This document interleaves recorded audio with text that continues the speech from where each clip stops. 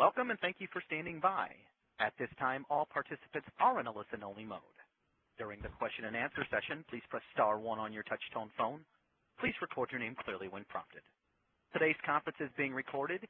If you have any objections at this time, you may disconnect. And now I would like to turn the call over to your host, Mr. Anthony Hill. Mr. Hill, you may begin, sir. Thank you. Thank you very much. Good afternoon, everyone. Thank you for joining us for our next webinar in the series for the Basic Guide to Exporting. This one is a special webinar. It's on improving your cultural intelligence. As the operator said, my name is Anthony Hill. I'm an international trade specialist with the Trade Information Center. The Trade Information Center is part of the U.S. Commercial Service at the Department of Commerce. I'd like to welcome you all of the U.S. Commercial Service clients and other webinar participants in the U.S., throughout the U.S. that are joining us. I want to make one note, which is that if you sign up for 2 or more of these events, you will receive a complimentary copy of the Basic Guide to Exporting. Our speaker today will be Dr. David Livermore. Dr. Livermore is the Executive Director of the Global Learning Center in Grand Rapids, Michigan. Dr. Livermore is a visiting research fellow at Nanyang Technological University in Singapore and a senior research consultant with the Cultural Intelligence Center in East Lansing, Michigan. Dr. Livermore has done training and consulting with leaders in 75 countries across the Americas, Africa, Asia, Australia, and Europe. Dr. Livermore will be available at the end of the presentation today to answer your questions. At the end, during the Q&A session, the operator will put you in a queue to have your line taken off mute to ask your question. And also contact information will be provided at the end if you have additional questions after the event. You should be able to hear the presentation through your telephone and view it simultaneously through your computer. If you're not hooked up through your computer, please take a moment to do this. If you're experiencing any technical difficulties, please press star 0 anytime during the presentation. Now, without further delay, I want to turn the time over to Dr. Livermore. Thank you, Anthony, and thank you to all of you for joining me for a few minutes today to talk about this fascinating domain of cultural intelligence, and in particular to think about how it connects with some of the international opportunities that exist for U.S. businesses. Most anyone I talk to these days is pretty excited about the National Export Initiative and the opportunities it can create for U.S. businesses around the world. And I don't imagine that you need me to review all those for you, but just a couple points to get started as a way of framing how cultural intelligence relates to this. Some recent studies found that last year 70 million people joined the middle class in developing nations around the world. And as you well know, many of these are individuals who were working in service centers outsourced to India, or manufacturing plants outsourced to China. And what I find interesting is we can either sit back and bemoan all the job losses that have resulted from this reality, or we can do as many American businesses are doing and tap the purchasing power and opportunity that exists among this growing middle class internationally. In fact, we're told that conservatively 1 billion people are expected to join the middle class in the next decade, which perhaps helps explain why GE is predicting 60% of its growth in the coming decade will come from the developing world, even though only 20% of their growth came from the developing world over the last decade. But global business is not just where you do business, it's about how you do business, and that's what I really want to talk to you about today. How do you expand into international markets with cultural intelligence, which is an evidence-based approach to international business? And let me first say what this is not. It's not just another creative way to talk about cultural sensitivity and global awareness. Surely we know that those are important emphases for any of us in business, even if we never leave our own borders. But quite honestly, I'm not sure that most of the business people I interact with really need one more lecture on not being ugly Americans and on the need to be flexible, even though certainly those are ongoing ongoing important realities for us. The question that I am interested in exploring with you today is one that's really driven our work on cultural intelligence, and it's this one. What's the difference between individuals and businesses that succeed in today's globalized multicultural world and those that fail? I would imagine as soon as I ask that question, you immediately think of some of your own experiences, of things you've seen personally or in the lives of colleagues or partners that have done well or not done well. And so the question is perhaps this: why is it that some entrepreneurs sell their product in 15 different countries and others can't seem to move their product beyond the land of red, white, and blue? Or why do you have companies like Coke that have successfully sold more products in Japan, a tea-loving population with 1/3 of the population of the U.S., and there's other companies that still think their best markets are just those that lie within our own borders? And why is it that you have some individuals in your business that seem to be able to navigate the many varied interpersonal, legal, and economic differences from one culture to the next, and others seem to be oblivious? And in many regards, this is often seen to be just kind of an intuitive skill set that people have, and to some degree I would agree with that, and perhaps we can interact about some of that in the Q&A time, because there are all kinds of things that contribute to one's success or failure in international ventures. But through our research over the last 10 years across 30 different countries around the world, there's a group of us who have found that an individual and company's ability to be successful in a variety of cultural contexts can largely be pinned upon this one primary factor that we call cultural intelligence, or your cultural intelligence quotient. And so in the few minutes that we have together on today's webinar, there's three things that I want to cover. What is cultural intelligence and why does it matter? Secondly, how is cultural intelligence measured? That is to say, can you really take something so subjective and make it a more concrete empirical measurement? And then thirdly, what is the relevance of this material to international trade and exporting? So let me begin with this first one by seeking to explain what is CQ and why does it matter. First of all, a definition. Cultural intelligence quotient can simply be defined as the capability to function effectively across various cultural contexts. And we've researched and applied that as broad to different national cultures, ethnic cultures, but we also look at it in terms of various organizational or professional cultures, or even generational cultures, or sexual orientations, religious ideologies. And so much of our work certainly applies to diversity initiatives in the workplace, but given the nature of our conversation today and doing this together with the Department of Commerce, my interest is in specifically talking about cultural intelligence as it relates to one nation versus another and how we do business there. And you see the bullet underneath that definition saying that it's one of the multiple intelligences. So our choice of the term intelligence is more than just a cutesy way of describing cultural competence. Our work is actually related to some of the other work that would be familiar to you in the intelligence research. So for many years, those of us in business have been hearing lots about the idea of emotional intelligence. And sometimes I feel like the emotional intelligence research simply put data around something that many of us had been experiencing in the workplace for a number of years. That is to say, many of us in the workplace were saying to universities like the ones of which I'm part, hey, quit sending us MBAs with 4.0 GPAs telling us that they're ready for business, and yet we end up finding out that they fail miserably because they can't interact effectively with their colleagues or with prospective clients. And so we heard much about emotional intelligence, and with good reason, the importance of having one who's self-aware and others aware, particularly as it relates to their emotional capabilities. What cultural intelligence does is pick up right where that leaves off, because a great deal of performing with emotional intelligence requires that you can pick up on social cues that are going on in a cross-cultural interaction.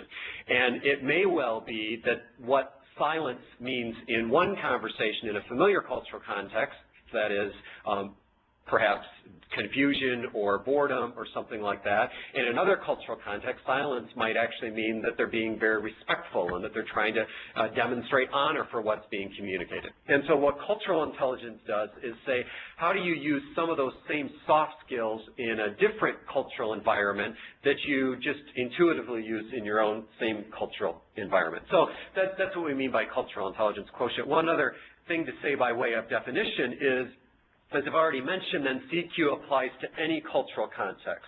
And so what I find part of what stops small and mid-sized businesses from jumping into international ventures is just the sheer overwhelming thought of learning about all the trade policies and legal parameters to ensure you don't put yourself at risk. And then add to that the challenge of learning different cultures and how to effectively do market research and promotion and production and distribution and sticking to what's tried and true versus connecting with the local context, and then you add to that language barriers, religious barriers, corruption, transparency. It's easy to be overwhelmed by just the sheer enormity of differences that exist in all the different cultures available to us. And I certainly don't want to sugarcoat this, but some of the very real realities and issues that we found in the way that businesses and individuals effectively deal with this can be largely pinned upon this more macro overall capability of cultural intelligence. What I mean to say is, for sure, if you're going to start doing a lot of business in China or Brazil, of course it bodes well for you to learn some of the intricacies of China and Brazil.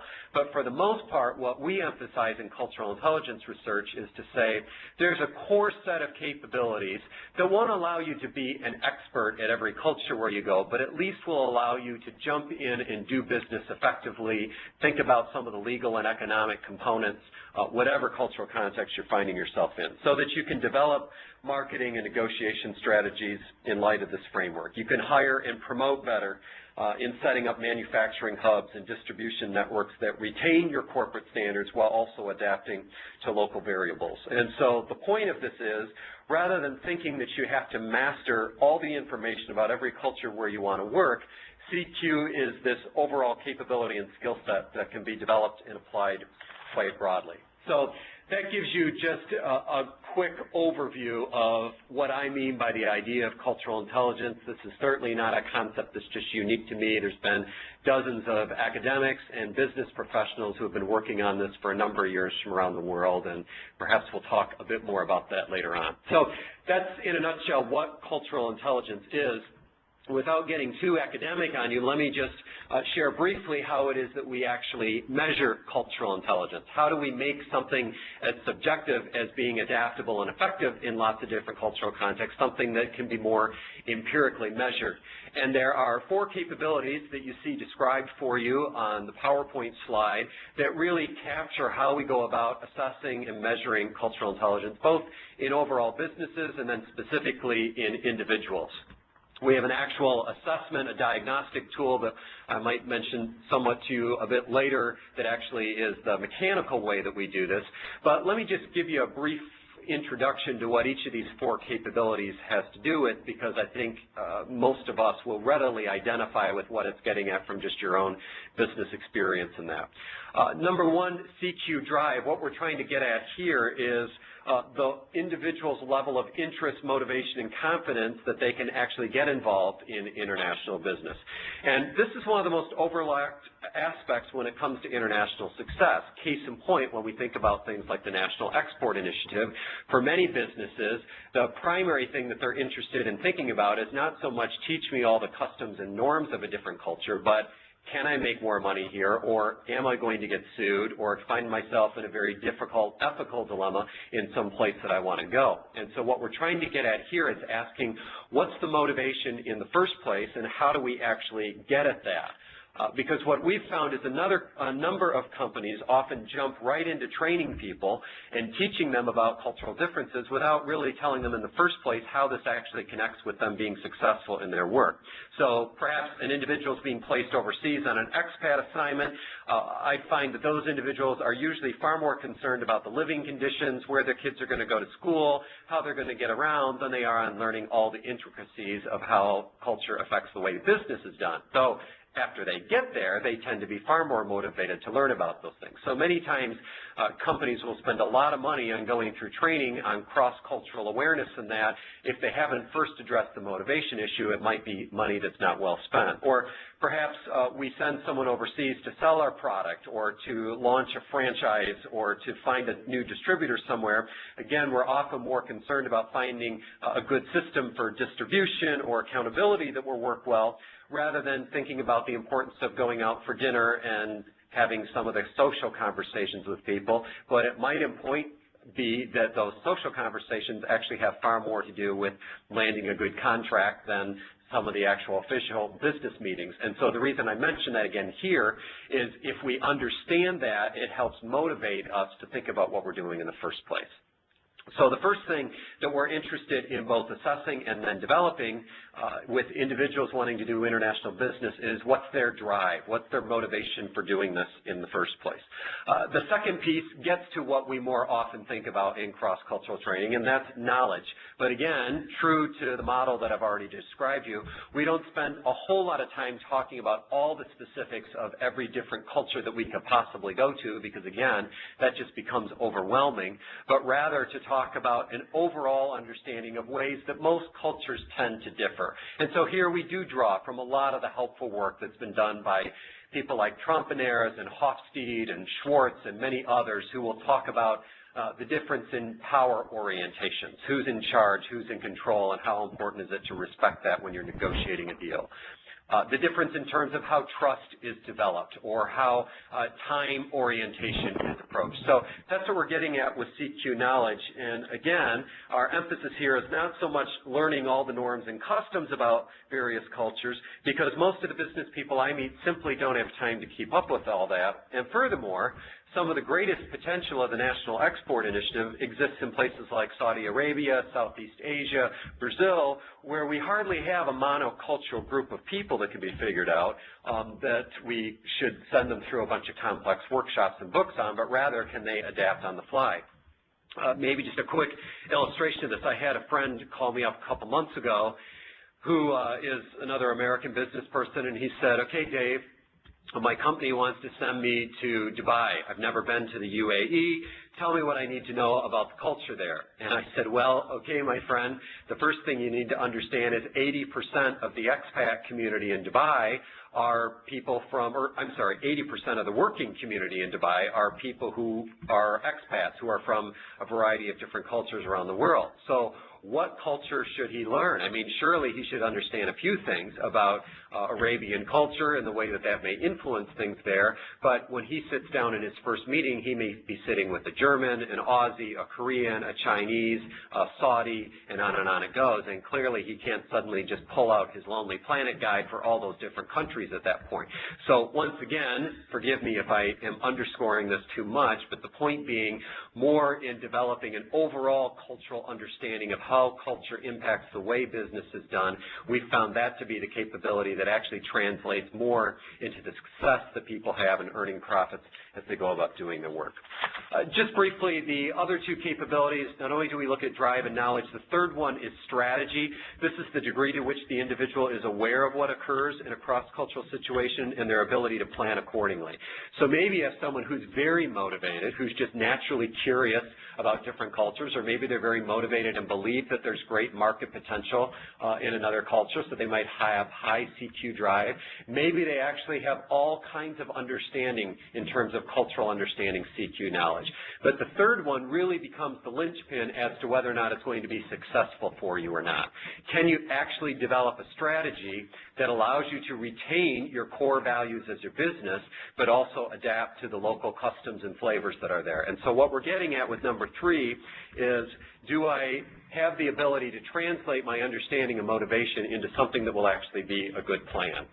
This is some of the most challenging process that we face, because it's one thing to know what to do when a corporation requires a lengthy legal document, but what do you do in a place where the legal document doesn't necessarily mean a whole lot, and the handshake or the conversation over tea and rice is actually where the real negotiating is done. And so the strategy is the ability to deal with corporate expectations back home while also dealing with some of the local expectations that exist in a place where we go.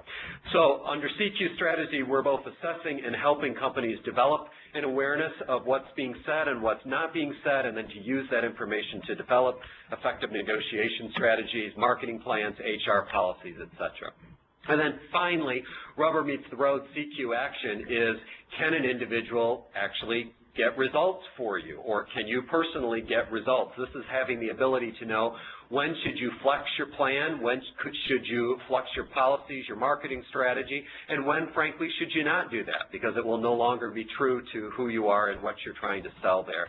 And so can you actually execute? Can you adapt your behavior in a way that's authentic and remains true to your business core values, but also do so in a way that's respectful and, as importantly, helpful into actually making money and bringing about opportunity for your business there. So that's how we measure whether or not someone has CQ. There's been rigorous research.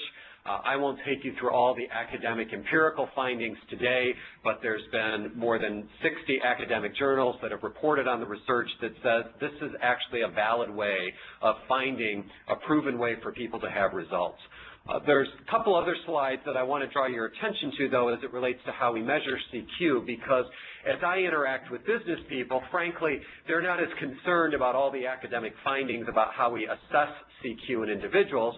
The bottom line question becomes, okay, if I actually prioritize cultural intelligence for myself or for other individuals, what's the return on investment? I mean, after all, that is why we're in business, to seek to make products that are helpful to people and help the bottom line and produce well for shareholders, for a public company.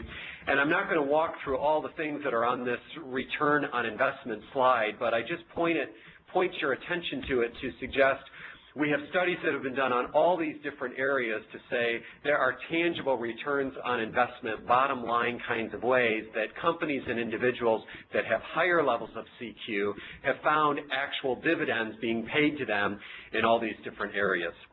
And so while I won't go into all those right now, I do want to draw your attention to a few of the key areas of return on investment shown to you on this next slide, and I'll talk about these a bit more specifically and concretely. So once again, what we're saying is for companies that we saw that were led by leaders with higher levels of CQ, these were places where we saw a significant difference in what was going on for them in terms of return on investment. Let me give you some specifics as it relates to these three things that you see there on that slide. First of all, profitability. Let me talk about one study we did related to this. There were 100 multinational companies that we worked with that did an 18-month project with us where we assessed the CQ of individuals and the firms as a whole at the front end of those 18 months, did so again at the back end of those 18 months, and then we also looked at their P&L sheets with their permission at the beginning of the 18 months and the end of it. And from the 100 companies that were a part of this research project for 18 months, we found that 18 months later, 92% of them found that they had increased revenues. In fact, some of them had almost 100% increased revenues. And of all of the 92% that saw increased revenues, all of them attributed cultural intelligence as a significant contributor to what happened for them. Now, I will be the first to say by no means is the only thing that they did right for those 18 months enhance their cultural intelligence. Obviously, in order to perform well and have increased profitability requires much more than cultural intelligence. So I'm not interested in being a one-trick pony who just sells you on the silver bullet, to mix metaphors, of cultural intelligence to say this is the end-all. But it's an important piece to have in your toolbox for thinking about export initiatives, to say that the companies self-reported that cultural intelligence played a very significant role for them in seeing increased return on investment in the kinds of things that happen for them when they enhance their cultural intelligence. And as might be of interest to you, of these 100 companies that we studied, they included all kinds of industries. So we had manufacturing, we had pharmaceuticals, we had energy companies, financial services, hospitality organizations, service companies. And we found that some of the largest companies involved in the study were particularly using cultural intelligence with their top leaders to deal with their burgeoning operations across Europe, Africa, Asia, Australia, the Americas, and the Middle East. And they found that cultural intelligence was helping them have an increased level of local ownership across their widespread global force. They found that there was enhanced customer service and client relationship as a result of the increased attention on cultural intelligence. And for many of them, they found that it led to them having an altered marketing strategy, which also led to increased revenue for them. So all of these are some various ways that profitability was correlated for them in the whole idea of when they enhanced cultural intelligence doing it. So as we noted earlier, with 70 million new people entering the so-called middle class every year, there's all kinds of revenue potential that exists in these emerging markets. And the companies with the highest level CQ seem to be doing the best at tapping into this middle class that's related to that. So that's all under the subset of profitability. Much more needs to be understood there. We've also looked at some of the individual salary levels of individuals with higher levels of CQ, just as the emotional intelligence research is done, but much more needs to be understood there. The second return on investment that seemed to be some of the most noteworthy findings on it was improved management. And so we found that increased CQ led to people managing with a higher degree of effectiveness. So as you know well, managing a diverse and dispersed team requires a whole new skill set that requires an understanding of what kind of feedback you're getting from people, especially if a lot of your management is done through internet, web, through conference calls like this one. And what we found was managers with higher levels of CQ correlated with the 360 kinds of feedback that they were getting from the people that they managed. And managers with higher levels of CQ made better business decisions. Their risk calculations were more accurate. They better understood the needs and trends of the market, and they better knew how to motivate personnel who were coming from a variety of different cultures. One study that we looked at the CEO's level of confidence and how that connected with their CQ. And we found that a low CQ often correlated with an exaggerated sense of self-confidence, which led to investment distortion, venture failure, and all kinds of other things. So again, the point being that there's a very tangible outcome for people of when they enhance their CQ, they see it play out in the way that people are managed. And then the last one that I'll mention to you is the way that CQ helps companies attract and retain top talent. With the job market beginning to rebound in many places around the world, attracting and retaining talent is once again an area for concern for many organizations that are really trying to tap the international workplace as well as market.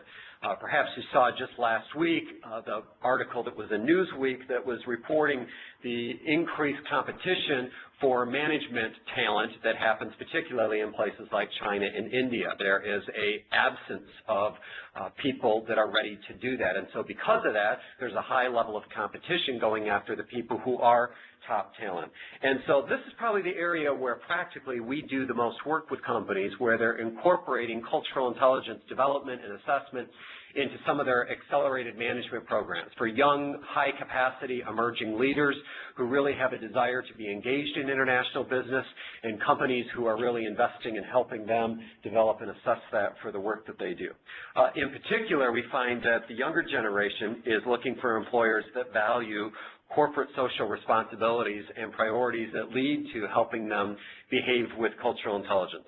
One study that we did found that 78% of leaders 40 years of age and under actually said they would accept 10% less pay to work at a company that prioritized corporate social responsibility and cultural intelligence than a company that didn't emphasize those things. Now, admittedly, if they were offered two jobs with that kind of salary difference in front of them, only time would tell whether or not that would actually be a true difference.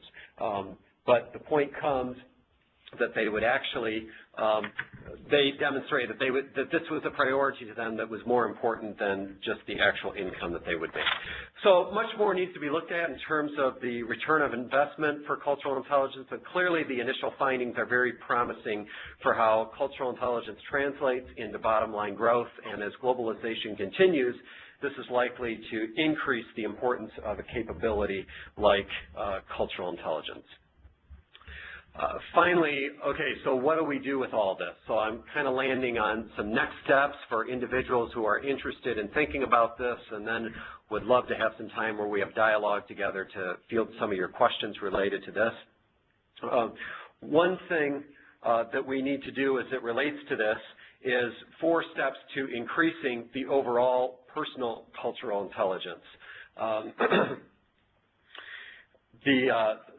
the 4 capabilities that I walked you through have actually been found as also 4 steps to thinking about how you increase CQ.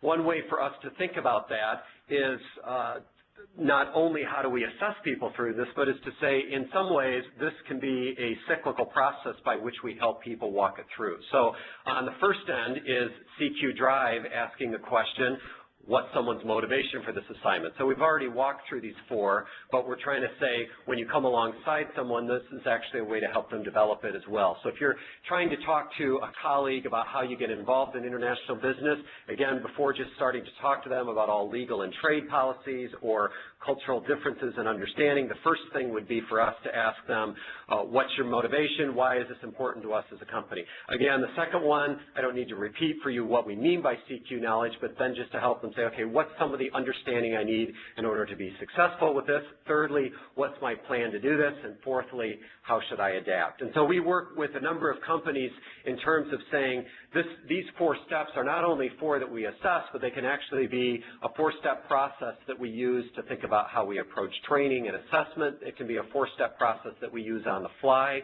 We're going to meet with a potential customer who comes from a different country quickly on the fly, in the car, on the train, on the way there. What's our motivation? What's the understanding we need? What's our plan? How should we adapt? Or it may be a more macro strategy that before we jump into a major initiative helps us to think through how we do that.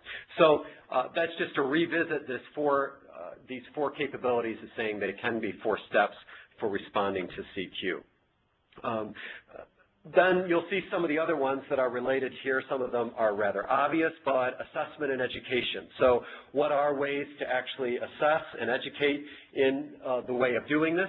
I think one of the first ways to assess ourselves and others in cultural intelligence just tends to be to better understand what the 4 capabilities are talking about.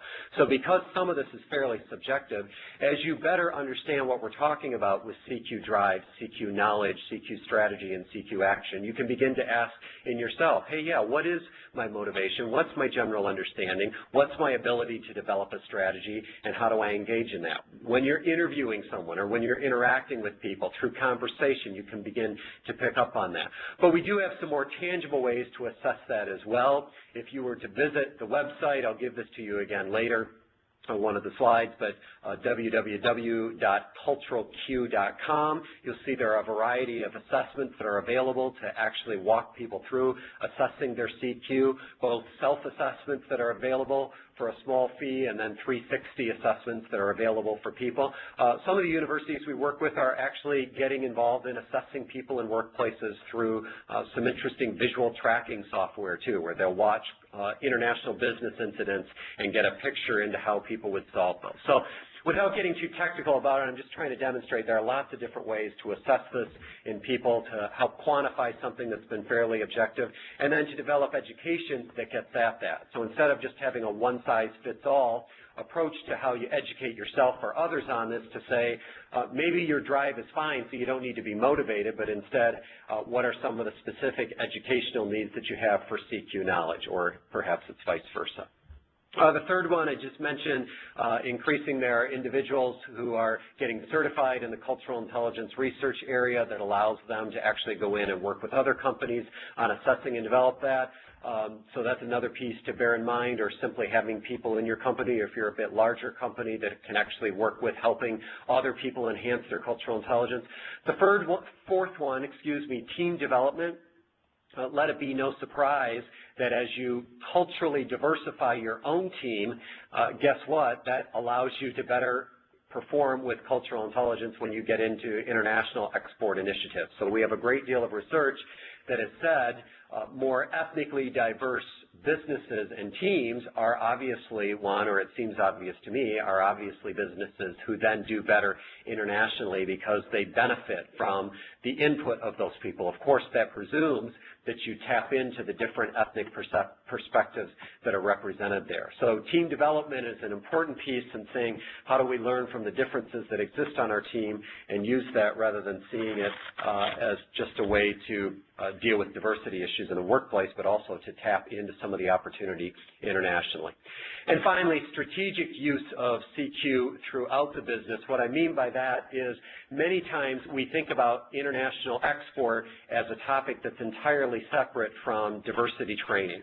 And what we're finding is when we use this macro framework, whether it's cultural intelligence or perhaps you have a different approach that works better for you, but when there's a single model that kind of captures the way that you deal with cultural difference, it really starts to make it something that's more than just the flavor of the month, but really starts to drive the way that you do business. And so when your HR people and your sales people and your marketing people and your accounting department are all kind of thinking through this similar language of what's our key motivation, why is this an important value to us, as well as the other three capabilities that are done through CQ, we find that that tends to be a way that really begins to help us see greater return on investment for how we actually go into doing it. Just on a personal note, one of the reasons that I am so committed to doing quite a bit of interacting and teaching with people and writing about cultural intelligence is, unlike what is believed about many aspects of our personality, CQ is believed to be malleable. That is, anybody can learn to develop it.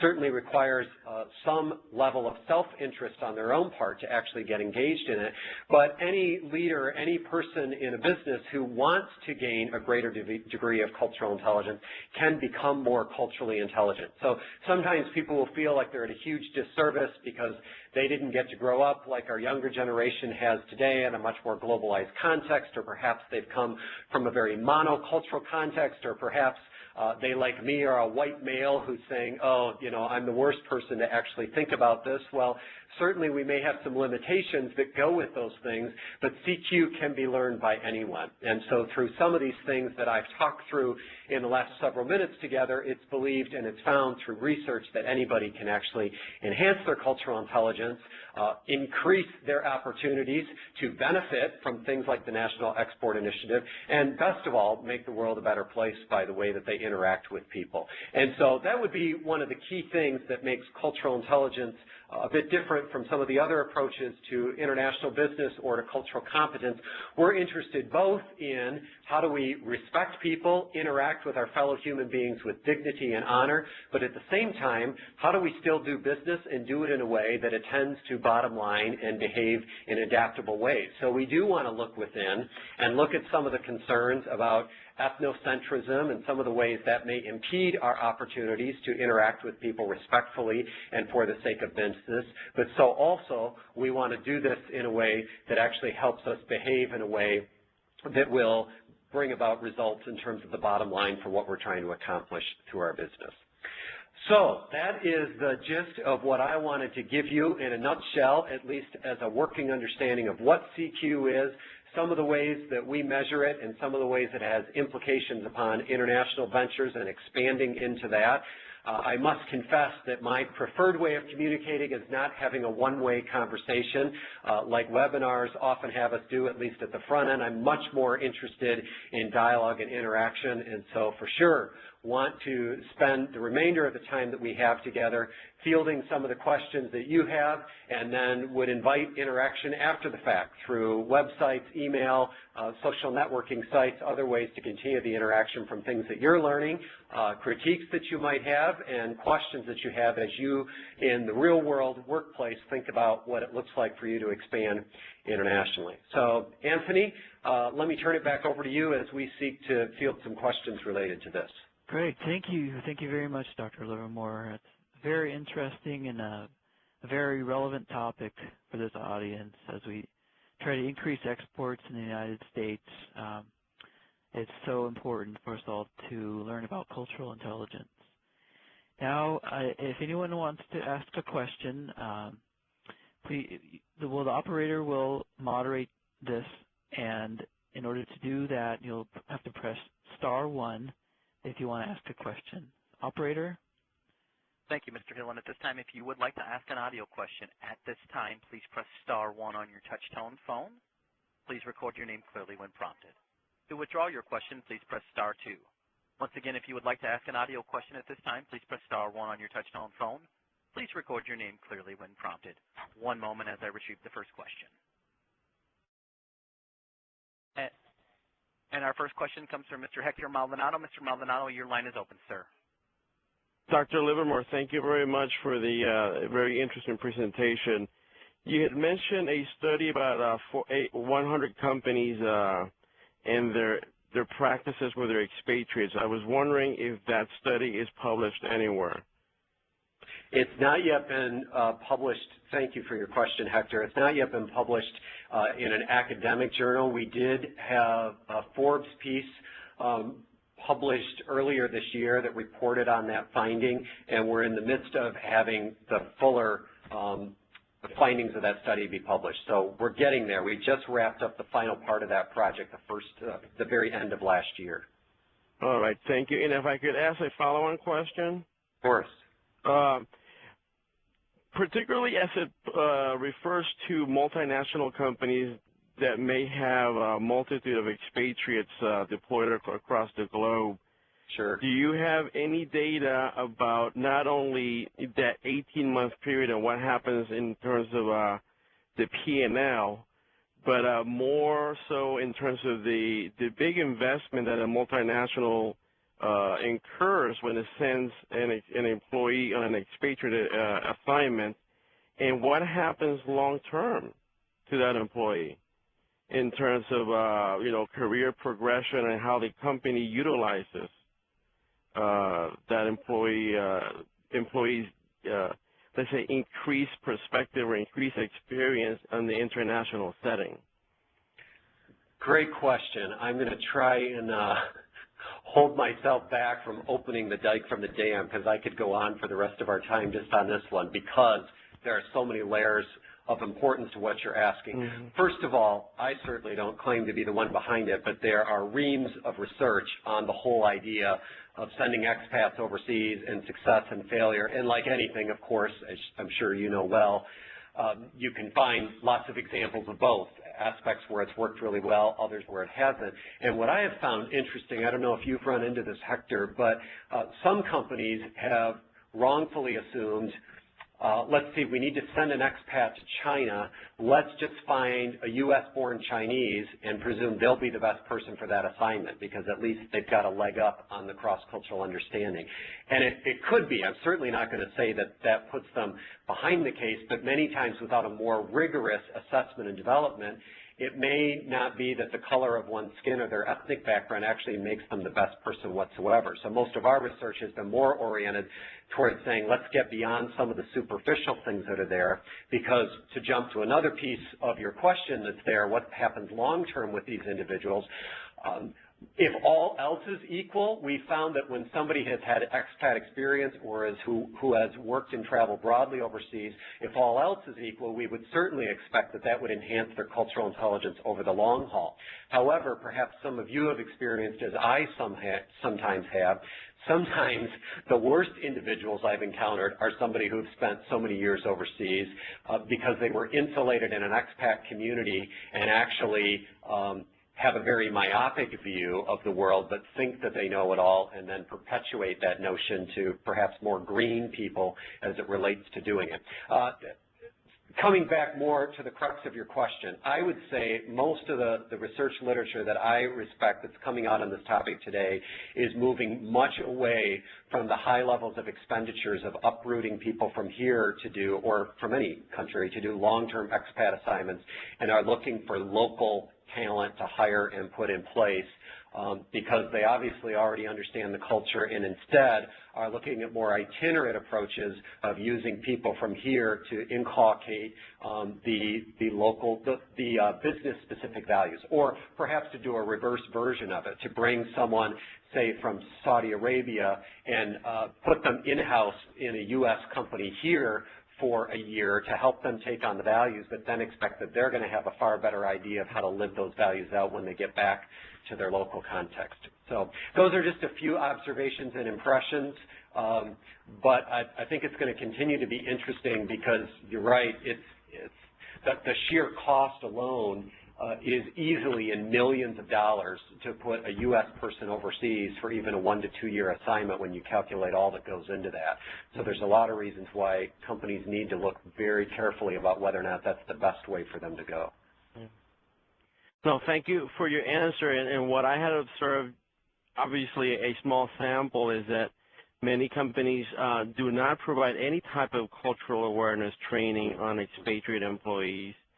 And then secondly, I'm also started hearing through friends in the industry that a lot of companies are cutting back or altogether canceling expatriate assignments. I hear the same thing.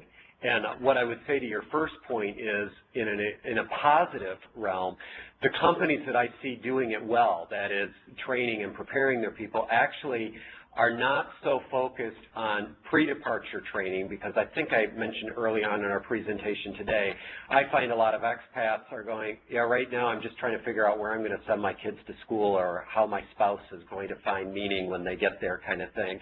But 3 months into being there or 6 months in are suddenly going, oh, wow, I really, really wish I had paid more attention during that cultural and training that was offered. So we're finding that the companies that are doing it well are not necessarily front-loading a bunch of training, but are looking for ways to provide, whether it's through e-learning seminars or site-specific training, 3 months in, 6 months in, where they now have, it kind of gets back to that CQ drive piece, individuals with a whole different level of motivation to pay attention to it. And our next question comes from Mr. Doug Berry. Mr. Berry, your line is open. Oh, thank you very much, David. That was really fascinating. And I just wanted to share with you one little personal experience and then also ask a question. And Great, thanks, Doug. It is regarding a long-time relationship with Japan. And recently, the head of this organization came to town and asked specifically to meet with me, and I did. And we had a very nice dinner, and he made all of these very interesting proposals, which would involve traveling there and doing some work for his organization. And then when I followed up a few weeks afterwards, I got a completely different feeling from him, and it was, oh, I'm going to have to talk to my colleagues here, and we have to discuss. It's not on the work plan for this year, maybe the following year. And my first reaction was, a little bit of anger. It was like, well, you're the boss. Just go ahead and make the commitment. And I don't have time to sit around for a year waiting for this thing to happen. And how come you were so interested in the night that we met, and that now suddenly it's gone cold? And, of course, I realized that this is sort of the Japanese consensus making, and he will have to go back and he'll have to talk to people, and they'll have to have multiple meetings before they can finally come to a conclusion. But even though I knew these things, I almost blundered by saying things and writing him emails that I would have regretted later. And I just wonder, how does one go about reflecting on their own cultural ways of doing things, and so that one can be more reflective of how they interact with other people so they can be more effective in these kinds of dealings? Excellent question, Doug, and I know from our previous interactions that you certainly have your own extensive share of experiences living abroad and working internationally, and I think that, in part, is what caused you to not respond the way that you did. I meant that as a positive, for you to respond as you did, that hesitated rather than sending the email. And obviously you're well aware of this, Doug, because of your own work, but just as a reminder to all of us, and I have to continue to remind myself as much as I swim in this literature, that the Japanese colleague with whom you were sitting, in some regards, from an Asian collectivist mindset, the only right answer when you were having dinner together was yes, because the yes to many in that culture is to say, I don't want to do anything to let you down right now. I want to save face. And, of course, in my very American way, I'd say, well, you're going to let me down more if you change the story a week from now, but that's because I'm coming at it from my American bias. But as you've noted well, clearly it's probably not his place to even make that decision. At the risk of just patronizing you, Doug, I think case in point of what needs to happen is what you did. You hesitated before you responded. One of the things, a very simple phrase that I continually remind myself of when I'm interacting cross-culturally and traveling is notice, don't respond.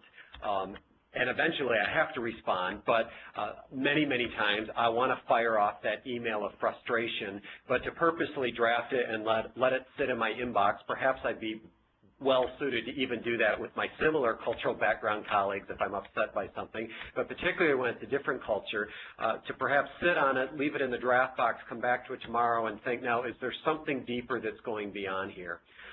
So in one way, I'm really talking around this question here. I guess what I would like to say to all of you is, in one way, I've tried to present a fairly accessible approach to how we use cultural intelligence to apply to the kinds of situations like Doug has recounted. On the other hand, I would be doing a misservice if I were to suggest to any of us that, oh, it's just as simple as walk through these 4 steps and you'll be good to go. It is oftentimes years and years of us making mistakes, blunders, and then stepping back and going, oh, now I know what was going on in that situation. And frankly, I'm okay with that. I don't think any of us are going to do it flawlessly, but the very fact that you step back and ask the question, I think, is a key part that's related to that. And our next question comes from Mr. Todd Cornell. Mr. Cornell, your line is open, sir. Hi, thank you very much, Mr. Livermore. I appreciate your cultural intelligence and sharing it with everybody.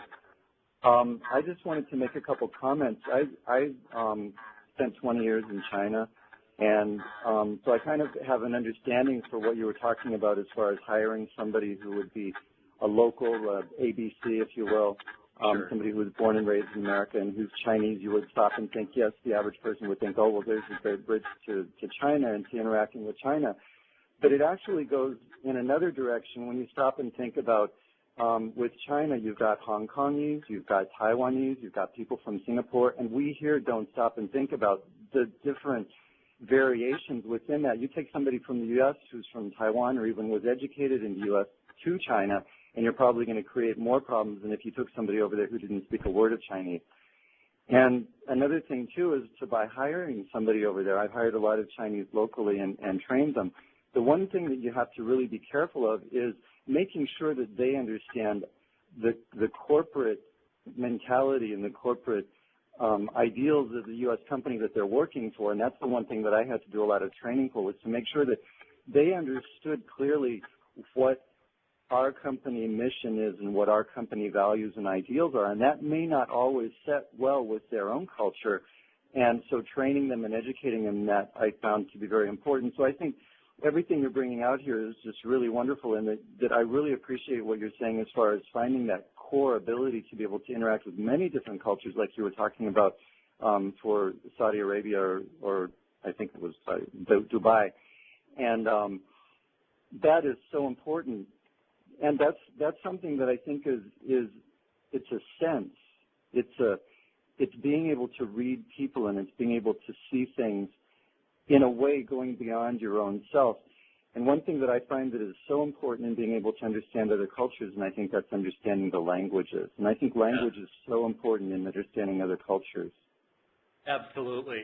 Just a couple quick comments, Todd. Thank you for that. And I would wholeheartedly agree with your point in terms of the multiple directions the Chinese thing can go. And in point of fact, have heard from numerous Chinese CEOs who have actually said, it's a bigger stumbling block for me to get over working with a Houston-born Chinese or a Singaporean or a London than it is to deal with a 100% Swede person who doesn't think they know China at all. And I certainly don't want to oversimplify and say that that's always the case, but the point being that, yes, again, there's so much more to it as it relates to that. And the other comment I want to make that your point reminded me of as you talked about how you have dealt over 20-some years there in China of teaching your own cultural values is cultural intelligence is a two-way street. That's one of the things that we often talk about. It's not just, granted, the onus is on us for all of the reasons that ugly American has often fit us in learning to be the ones who seek to understand and respect other cultures, but so also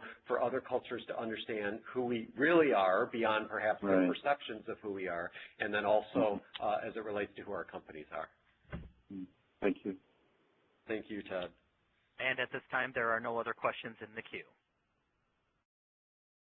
Dr. Livermore, this is Anthony Hill. I have a quick question. Hopefully it's quick. I was wondering, how has the cultural intelligence of the U.S. in general changed over time? Do you have information on that? Yeah, we very purposely have not aggregated our results and data specific to geographical regions, because we don't want to start to perpetuate some parts of the world are more culturally intelligent than others. So from a pure empirical, no. So I'm going to say that what I'm about to say is not really evidence-based. It's more just my intuitive impression. I do think, regardless of where people fall politically, that over the last couple years, there has been a more welcoming sense of who we are as Americans. That may be well-founded or it may not be, but just the perception of, okay, there's being language that's used from the current administration about being global citizens and part of the larger conversation in the world. So I am finding that there's a greater receptivity again that we haven't seen for a while, but there's a lot for us to compensate for that, because what I'm finding among many individuals that I interact with who are trying to tap into emerging economies from Americans are saying many times they find they're put at the back of the line, that someone who's, say, in Vietnam from China, or somebody who's trying to get a Vietnam firm to work with them from the Middle East are put at the front of the line, and the assumption is there's a disadvantage from U.S. So we may have to overcompensate our sense of cultural intelligence to, again, be given a listening ear to what we're trying to do. Thank you. And we did have a question join late. Would you like to take the question at this time? Yes. And it comes from Hector Maldonado. Mr. Maldonado, your line is open, sir. Dr. Livermore, one last question that comes to mind with the recent experience that Toyota has had here in the United States with the safety crisis. It seems like I'm just wondering if you have any comments in the light of the cultural awareness of a Japanese multinational handling a crisis in the United States. Yeah, I think there are. Thanks for another great question. I think there are so many variables going on, so I certainly don't want to reduce the whole thing to cultural intelligence, and I would defer to many other business experts who have talked about, did they take their eye off the ball in the midst of success. But I think there is a cultural layer to what's going on here, where our value as a U.S. public is so highly oriented toward wanting our leaders to be transparent, that you saw the frustration of that, and you're seeing it again with BP, where there are many other cultures that would say, oh, you're disrespecting the whole idea of leadership to do your dirty laundry in public. So there's much more going on to it than that, but I do think the ability to respond to critique and criticism in a saving face culture as compared to our culture that's much more about, tell me my bottom line value, admit that you were wrong kind of thing, that was coming into play there. And at this time, there are no other questions in the queue. Well, thank you very much, everyone. It's really been an enlightening hour and very interesting information, Dr. Livermore. We really appreciate your time and all of the great insights that you've provided today. Thank you so much. Privileged to be a part of this today. Everyone, thank you very much, and hopefully this has helped